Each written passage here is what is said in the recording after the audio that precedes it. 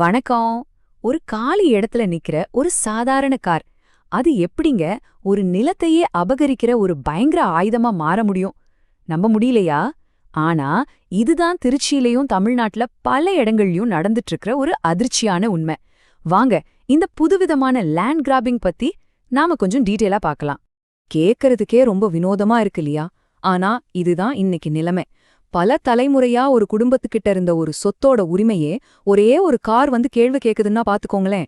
இந்த கேள்விக்குள்ளதான் நாம இன்னைக்கு அலச போற முழு விஷயமும் அடங்கியிருக்கு. சரி வாங்க, இந்த கதைக்குள்ள இன்னும் கொஞ்சம் ஆழமா போலாம்.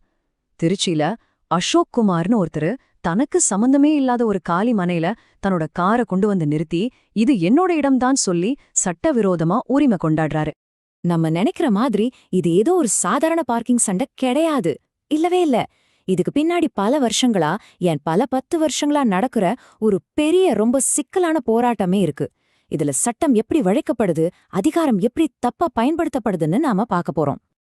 இந்த பிரச்சனைய சரியா புரிஞ்சுக்கணும்னா நாம முதல்ல இந்த சொத்தோட கதைய, அதோட ஆச்சரியமான கடந்த காலத்தை தெரிஞ்சுக்கணும். வாங்க பார்க்கலாம். இப்போ நீங்க பாக்குற இந்த டைம்லைன் ஒரு சினிமா கதை மாதிரி இருக்கும். கதை 1900கள்ல ஆரம்பிக்குது. மலேசியாவுல ரப்பர் தோட்டத்துல வேலை செஞ்ச ஒரு தமிழ் குடும்பம் கஷ்டப்பட்டு சம்பாதிச்ச பணத்துல இந்த சொத்தை வாங்குறாங்க. அதுக்கப்புறம் என்னாச்சுன்னா, அதை திருச்சி போலீஸுக்கே வாடகைக்கு விடுறாங்க.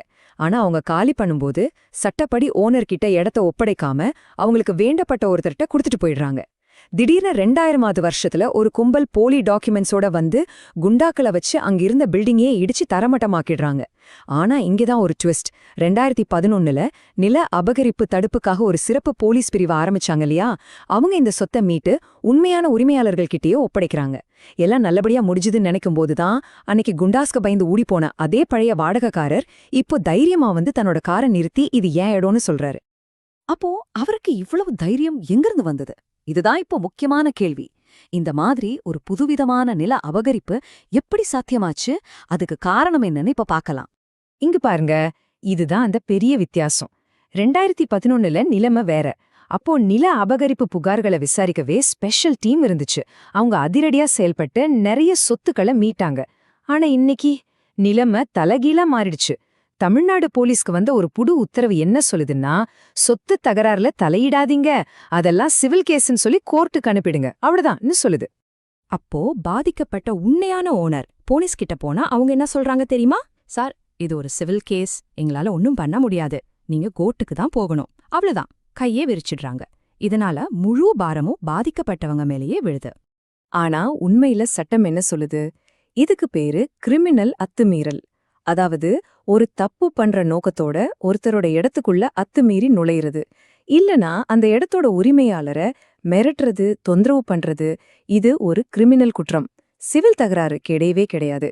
சட்டப்படி போலீஸ் இது மேல நடவடிக்கை எடுத்தே ஆகணும். நீங்க நினைக்கலாம் இது அந்த ஒரு இடத்துல மட்டும் நடக்கிற பிரச்சனைன்னு. இல்லவே இல்ல. இது ஒரு பெரிய நெட்வொர்க். அவங்க ஒரு ஃபார்முலாவே வச்சிருக்காங்க. வாங்க அந்த பிளேபுக்க பத்தி பாப்போம். இந்த சிவில் கேஸுங்கிற ஓட்டைய அவங்க எப்படி பயன்படுத்துறாங்கன்னு பாருங்க. ஸ்டெப் 1, பஞ்சப்பூர் பஸ் ஸ்டாண்ட் மாதிரி புதுசா வரப்போற பெரிய திட்டங்களுக்கு பக்கத்துல இருக்கிற கோடிக்கணக்கான ரூபாய் மதிப்புள்ள நிலத்தை டார்கெட் பண்றது. அடுத்து ரெவென்யூ டிபார்ட்மெண்ட்ல இருக்கிற சில லஞ்ச அதிகாரிகளை பிடிச்சு போலி பட்டா ரெடி பண்றது. மூணாவதா அந்த போலி பத்திரத்தை வச்சு சொத்தை பல பேருக்கு வித்த மாதிரி ஒரு குழப்பமான பேப்பர் ட்ரெயில உருவாக்குறது. கடைசி ஸ்டெப் தான் ஹைலைட். போலீஸ் நம்ம பக்கம் வராதுன்னு தெரிஞ்சதும் உண்மையான ஓனரை மிரட்டி கோர்ட்டுக்கு போனா வருஷக்கணக்காகவும் பேசாம ஒரு சின்ன அமௌண்ட்டை வாங்கிட்டு போயிடுன்னு கட்ட பஞ்சாயத்து பண்றது. சரி, ஒருவேளை பாதிக்கப்பட்டவர் விடாப்பிடியா கோர்ட்டுக்கு போறாருன்னு வச்சுப்போம். அந்த கேஸ் முடிய எவ்வளவு நாள் ஆகும்னு நினைக்கிறீங்க? 1-2 வருஷம் இல்ல, 25-30 வருஷம். யோசிச்சு பாருங்க, ஒரு மனுஷனோட வாழ்க்கையில பாதி காலம் தன்னோட சொத்தை மீட்க கோர்ட் படி ஏறியே போயிடுது.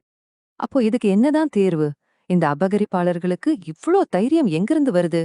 பாதிக்கப்பட்ட மக்களுக்கு உண்மையில என்ன வழி இருக்கு? ஒரு நில அபகரிப்பாளருக்கு பின்னாடி ஒரு பெரிய சப்போர்ட் சிஸ்டம் இருக்கு. அது ஒரு சிலந்தி வலை மாதிரி. அதுல அரசியல்வாதிங்க, கிரிமினல்ஸ், பணபலம், அதிகாரிகள், சில சமயம் சாதி பலம்னு ஒரு பெரிய கூட்டணியே இருக்கு பாருங்க. இதனாலதான் சாதாரண மக்களால அவங்கள எதிர்த்து நிக்க முடியறதில்ல.